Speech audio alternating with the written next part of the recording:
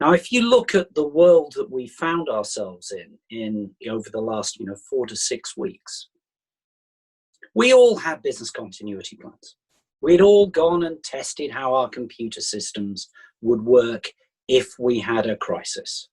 But what we hadn't done is we hadn't tested how our people would work. And now what's happened, we have implemented in a very short period of time a whole new way of working. And if you think about it, that's not something that's come from top down. What's actually happened is the challenge has been posted to our people, and they have had to work their way through this. They have had to think about how they were going to do things differently so organizations could continue to thrive. And I'm minded of a commentary I read this morning from the chief executive of Barclays Bank in the UK, who said that he is now debating whether, in fact, Barclays' 70,000 people will ever go back into working in big offices again. Because much to his surprise, he found that you could work and run a major financial institution with everybody working from home. The time it takes to do things has probably improved as a consequence of people working from home. Statistically, whenever you are working in an open plan office, which is in fact the greatest single invention ever devised for destroying productivity in an organization, you will find that you are interrupted statistically every 11 minutes, and it then takes you 22 minutes to then get back to full levels of productivity. So we've now got this incredible, amazing gift that we have been forced to rip up the way that we have been working, give or take the odd interruption caused by war, for over 100 years. And that is the 9 to 5. That is the office-based culture. Now, we've been arguing in 4-day week for some time that actually the way we worked in the 21st century, the construct of the 9 to 5 days a week, was no longer fit for purpose. And the reason we were hesitant to move to a different model, I think, was two reasons. One was that most people didn't trust their staff. So trust was one of the key issues. The second was about productivity. How do I know what productivity is? Well, again, most of our companies have absolutely no idea what productivity per employee is. What we did do is we used the surrogate of time.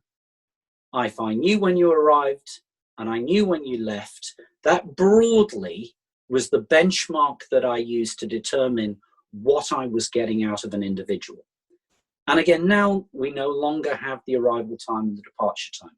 So we're now learning how to gauge productivity without having the employee there in front of us and using the benchmark of time. We have to use the benchmark of output. Now, those two barriers, productivity, understanding productivity, and trust, were the major reasons why most companies, whenever we talk to them about the 4-day week, why most companies would go, well, actually, that won't work for me because I don't understand those issues. So when I look now at the opportunity that we have, it is that we have learned those lessons in the last 4 to 6 weeks. And suddenly you're starting to see company after company say, maybe, just maybe, we're going to make this home working thing or flexible working far more part of our future. If you look at our world, we had the problem of the silent pandemic, and that was stress and mental health. We look at the impact of COVID on our country, or even if you look at the impact of COVID around the world, its impact is a fraction of the impact of stress and mental health, where 1 in 4 or 1 in 5 of a workforce at any point in time. So that's not saying 1 in 4 of the population, that's at any point in time, because all of us go through this, suffering from stress or mental health issues. And we have to say, well, is that something that we want to do? That then flows into the impact on the health service. It flows into issues at home. It flows into things like domestic abuse. It flows into how you bring up your kids, what you can be a role model. How can you do that if in fact you've got high levels of stress, mental health? And that's not obviously just at a workforce level. That is also existing at all levels and all ages in society. So now if we have a chance to reset that, would that be beneficial if people had more time to recharge their batteries, more time to connect with their families? All the things that they've had over the last 4 to 6 weeks. So if possible, we want to hang on to that. If we are working from home, does that mean that the office is a construct of the past? Now, I've got, of the varying CEOs of the businesses that we own, are coming to me now and saying, actually, Andrew, yeah, we'd like to retain home working, or more to the point, we can't envisage ever going back into our offices anymore. Now, that's a challenge if you're a landlord, but it's a massive opportunity for the future construct of our cities if, in fact, we decide to convert our office blocks to housing, which is centrally located, which then in turn means we don't need the infrastructure that we are building to bring people in from suburbs ever further and further afield. And those close proximity to the city centre where people walk then will have a beneficial impact on the climate. So you can see, for me, I look at this and say this is a massive opportunity for us to rebuild something that is better coming out of COVID. And for me, it's actually a massive opportunity. The area where I am most concerned is about our young people, that this generation under 30 will have gone through 2 major economic recessions in the space of 10 years. So if you came out around the global financial crisis from university, you got smacked once, you're going to get hit again.